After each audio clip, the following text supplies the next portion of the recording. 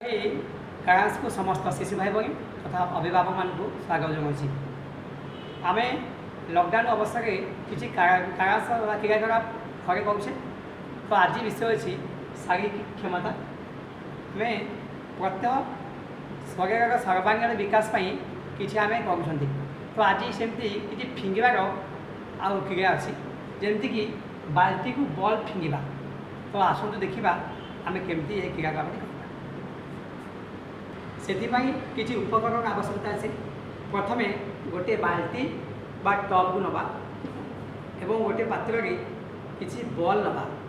से गोटे बॉल हो पारे अधिक बॉल एकाधिक बॉल भी हो पारे नवा एवं बॉल एवं बाल्टी को नवा गोटे स्थान में मझी केन्द्र बिंदु ये टब को रखा एवं किसी दूर ठिया आम बॉल को बर्तमान पकेबा।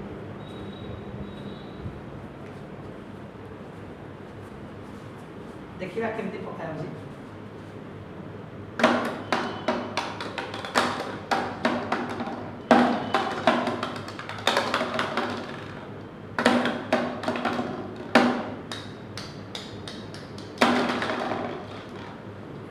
पकेबा।